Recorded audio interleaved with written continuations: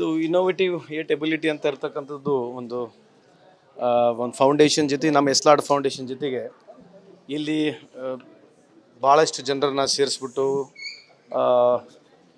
Multinational ಕಂಪ್ನೀಸ್ನ CEOಸ್ನ ಕರೆಸ್ಬಿಟ್ಟು ಒಂದು R&D research ಸೆಂಟರ್ನ ಡೆವಲಪ್ ಮಾಡಬೇಕಂತಕ್ಕಂಥದ್ದು ಥ್ರೂ ಫೌಂಡೇಶನ್ ಥ್ರೂ CSR ದುಡ್ಡಿನಲ್ಲಿ ಕೇಳಿಬಿಟ್ಟು ಓನ್ಲಿ ಫಾರ್ ಸ್ಪೆಷಲಿ ಏಬಲ್ಡ್ ಏನಿದ್ದಾರೆ ಅಥವಾ ಡಿಸೇಬಲ್ ಅಂತ ನಾವೇನು ಕರಿತೀವಿ ಅವರಿಗೆ ಮುಂದಿನ ಜೀವನಕ್ಕೆ ಉಪಾಯ ಆಗ್ತಕ್ಕಂಥದ್ದು ಅದರ ಮೇಲೆ ರಿಸರ್ಚ್ ಆ್ಯಂಡ್ ಡೆವಲಪ್ಮೆಂಟ್ ಆಗಲಿ ಎಂಬ ಉದ್ದೇಶದಿಂದ ಈ ಒಂದು ಇಲ್ಲಿ ಕಾರ್ಯಕ್ರಮ ನಾವು ಹಮ್ಮಿಕೊಂಡಿದ್ದೀವಿ. ಸೊ ಅದಕ್ಕೆಲ್ಲ ತಾವೆಲ್ಲ ಬಂದಿದ್ದೀರಿ. ನಾನು ನನ್ನ ಹೃದಯಪೂರ್ವಕವಾಗಿ ತಮ್ಮೆಲ್ಲರಿಗೆ ಸ್ವಾಗತ ಮಾಡಲಿಕ್ಕೆ ಇಚ್ಛೆ ಬಯಸ್ತೇನೆ. ಅಲ್ಲ, ಇದು ಪ್ರಾರಂಭಿಕವಾಗಿ ನಾವು ಮೊದಲನೇ ಹಂತದಲ್ಲಿ ಮಾಡ್ತಾ ಇರೋದು ಹೆಂಗಾಗುತ್ತೆ ರೂಪುರೇಷೆಗಳಿಂದ ನನಗೂ ಸಂಪೂರ್ಣ ಮಾಹಿತಿ ಇಲ್ಲ.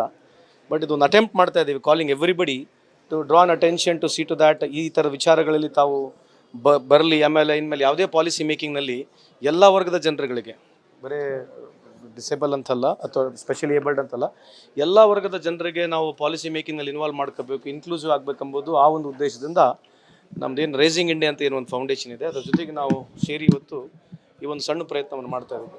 ಇದೆ ಡಿಸೇಬಲ್ ಬಿಲ್ ಪೆಂಡಿಂಗ್ ಇದೆ. ಒಂದು 3% ರಿಸರ್ವೇಷನ್ ನಾವು ಪ್ರೈವೇಟ್ ಸೆಕ್ಟರ್ನಲ್ಲಿ ಕೊಡಬೇಕು. ಆಮೇಲೆ 3% ಏನು ಎಜುಕೇಷನ್ ಇನ್ಸ್ಟಿಟ್ಯೂಷನ್ ಪ್ರೈವೇಟ್ ಇನ್ಸ್ಟಿಟ್ಯೂಷನಲ್ಲಿ ಕೊಡಬೇಕಂತಕ್ಕಂಥದ್ದು ಬಿಲ್ ಪೆಂಡಿಂಗ್ ಇದೆ. ನನ್ನ ಪ್ರಕಾರ ಮುಂದೆ ಬರ್ತಕ್ಕಂಥಗಳಲ್ಲಿ ಸನ್ಮಾನ್ಯ ಮುಖ್ಯಮಂತ್ರಿಗಳು, ಉಪಮುಖ್ಯಮಂತ್ರಿಗಳು, ಸರ್ಕಾರದ ನಮ್ಮ ವಿಶೇಷವಾಗಿ ಎಲ್ಲ ಸಚಿವರುಗಳು ಅದಕ್ಕೆ ಒಂದು ಹಸ್ತವನ್ನು ನೀಡ್ತಾರೆ ಅಂತಕ್ಕಂಥ ಉದ್ದೇಶ ಅಥವಾ ಆ ನಂಬಿಕೆ ನಲ್ಲಿದೆ ಅಂತ ಈ ಸಂದರ್ಭ ಕೇಳಕ್ಕೆ ಇಚ್ಛೆ ಬಯಸ್ತೇನೆ. ಇದೆ ಅರೌಂಡ್ 21 ಟೈಪ್ಸ್ ಆಫ್ ಡಿಸಬಿಲಿಟೀಸ್ ಇದ್ದಾರೆ. ಸೊ ಭಾರತ ದೇಶದಲ್ಲಿ ಸುಮಾರು ಇರ್ತಕ್ಕಂಥ ಸ್ಟ್ಯಾಟಿಸ್ಟಿಕ್ಸ್ ರಿಪೋರ್ಟ್ ಪ್ರಕಾರ ಎಕ್ಸಾಕ್ಟ್ ಇದ್ದರೂ ಕೂಡ it is varying between 3 crores to 6 crore people ಇದೆ. ಸೊ ಕರ್ನಾಟಕದಲ್ಲಿ ನಾವು average of a population 2% to 3% disable ಇದ್ದಾರೆ.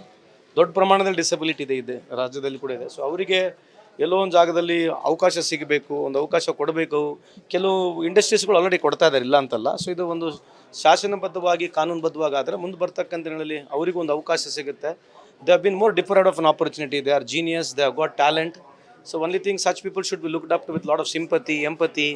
ಆ ಒಂದು ಮಾನವೀಯತೆ ದೃಷ್ಟಿಯಿಂದ ನಾವು ನೋಡಿದ್ರು ಏನು ಅದಕ್ಕೆ ನಾವು ಸಿಂಪತಿ ಕೊಡ್ತಕ್ಕಂಥದ್ದೇನಿಲ್ಲ.